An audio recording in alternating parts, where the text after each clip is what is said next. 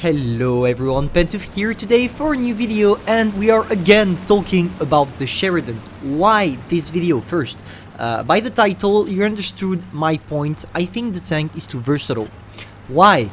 Because now it's been a week since the Sheridan is out, and I've been able to play a lot of battles with it, approximately 200 at the moment I'm recording this video, so probably it's gonna go higher in the future. But everybody is saying the tank is broken, and I agree. I do agree that the tank is crazy, but instead of asking yourself is the tank broken, ask yourself why the tank is broken. And I had this reflection of mine, and I think this tank is broken because it's too versatile. What do I mean by that? With this tank you can play pretty much every role in the game except tanking shots. That's the only thing the tank can do, but all the rest you can do whatever you want thanks to the missiles. With the missiles you can hold a flank by not showing yourself, which means you can just use your missiles not to be spotted to be able to hold the flank. So you can play tank destroyers playstyle if you hide yourself in the bush and you wait with your great camo, allowing you to just destroy everything with your missiles, or even without your missiles, because your great camo will allow you not to get spotted.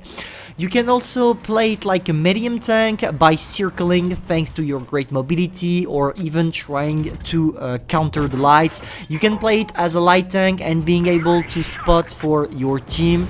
You can do everything, and in my opinion that's too much for a light tank. We already know how a tank that is incredibly versatile does in battle. When I'm saying that, I'm mostly talking about the WZ-121 GFT, which can hold the line, which can play like a TD, etc, etc.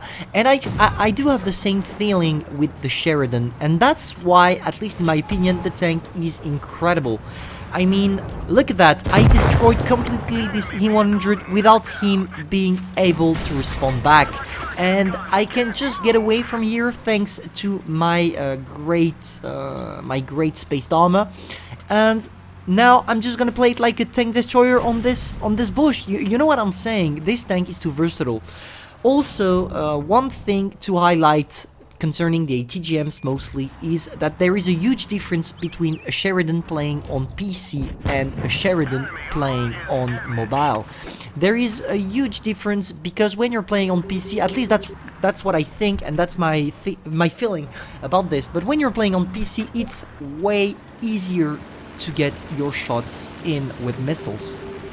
And I mean, it's not really an issue, because in the parameters of your game you can allow yourself not to play against PC players. So if you don't want to play against PC players, you just have to do that. But the counterpart is that you will wait maybe a bit more in the queue line before joining a battle. But who cares? If you don't want to play against PC, you can. So therefore I don't think that's a problem here, that PC has a clearly advantage over a mobile player playing the Sheridan. But that was still a point to highlight. I think that someone that is good with the Sheridan on mobile, or pretty much if a player is better with mobile than he is on PC, he's clearly a better player than you, and that's a fact, because it's harder to play on PC on mobile than to play on PC. But look at this. I mean, the mobility just allows me to relocate whenever I want. I can do whatever I want. I can take whatever position I want. I would still be effective thanks to missiles, mobility, and the alpha damage. Because your alpha damage also, we didn't talk about it, but your alpha damage is enough to scare your opponents. 560, that's the same you have on the T49 at tier 8 with heat shells. And for example here, I'm in a 1 versus 2 situation. I'm against 2 tank destroyers.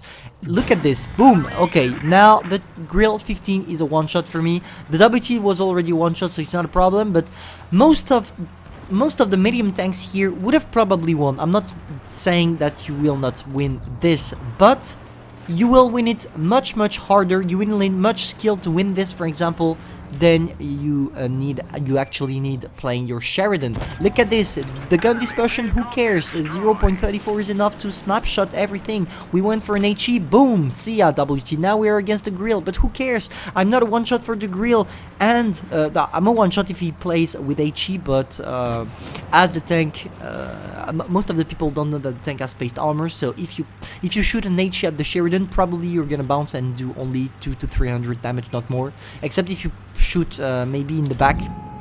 But yeah, look at this, it allows me to relocate pretty much instantly, and that's what I don't really like about the tank, the fact that it's too versatile. It's not suitable for World of Tank Blitz because the map are not big enough. Ace Tanker, nearly 6k damage, what do I have to say about this? I mean, it was easy, that's all I have to say, it was easy, there was no challenge. With this tank, there is no challenge. And I know it goes by wargaming politics because they don't want the game to be challenging. They are saying this over and over in their streams, so we can't really mind this. But at least wargaming, when you release this kind of tank, please make sure to balance it a bit more. I mean, maybe increase the gun dispersion from 0.34 to 0.36. Maybe it would already change something. But I think some people told me that they already nerfed the range of the missiles. I don't know if it's true.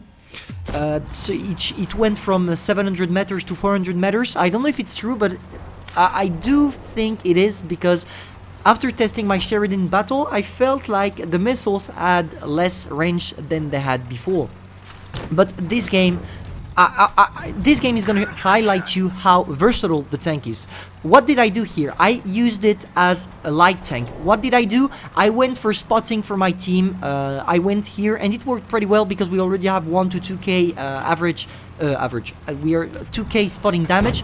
Now I'm using it like a tank destroyer, trying to do the motion. Unfortunately, I suck with missiles, therefore I'm gonna be completely useless against the motion. I'm gonna bounce him several times. But still, you see, in a matter of 2 seconds, I went from light tank to support tank, and it's too much. It's too much to have everything you need to win a game. I mean, nowadays at tier 10, if you don't play a Sheridan, what are you even doing? I mean, there is no tank that can outpass the Sheridan in the game, at least in my opinion. This tank is the peak of great tanks, but to balance it, at least in my opinion, I think that you need some skill to be able to play it correctly, at least even if I'm not talking about missiles here. Missiles, it's a specific playstyle, you have it or you don't have it, but I mean the tank in general, to know how to relocate, to know if you have to play it support, to play it aggressively, to play it passively. All this, to know that, you need to have skill, and that's how it's counterbalancing for its OP statistics, at least in my opinion. Therefore, for example here, I could have waited with my team on the other side trying to get shots, but I knew that I had to go for the Badger and the E75 because they were able to get us from the back after. So what do? I go in, nobody takes care of me because they know I have a great mobility, therefore it's hard to shoot me. The Badger doesn't care about me, E75 is caring now because finally he saws me, and I pretty much destroy all these HPs. I think I killed them all. Maybe I destroyed him totally, I can't remember. And now I'm back playing a light tank, or at least, maybe no, medium tank now. Now we're having a medium playstyle by circling the I7. It was medium aka light tank because we both did damage by circling and some spotting damage. And now let's go on the T92E1. Easy, boom, we derp it, we circle. I'm playing like a medium tank by now. Let's wait to get the T92E1. I don't know where is the tank destroyer though. I don't remember. I don't remember where the guy was. But still, it is impressive. This tank is impressive and too versatile. That's all I really have to say about the tank. Now, of course it's gonna relocate faster than most of the tanks at tier 10 because it's a light tank. It's the same as the Batchat.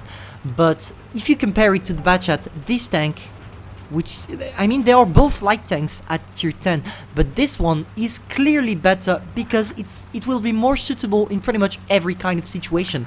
And what is scaring me about this is that if they put a tank at tier 10 that versatile and they don't nerf it, it means that they are changing their politic, and maybe we're gonna see versatile tanks only. And if you do that, you kill the game, because it's gonna be boring if you do that. If you, I mean, you like tier 10 tanks with specificities, because you don't see the point of playing the same tank but with a different flag on it or a different name. It's useless.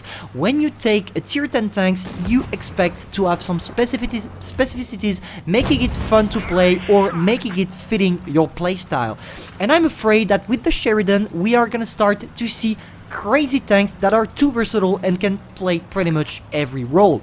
So I hope Wargaming is not taking a step too forward for this. I just hope we will be able to see tanks that fits their playstyle and their playstyle only, not a Sheridan which is able to destroy everything in every positions, taking advantage of any situations.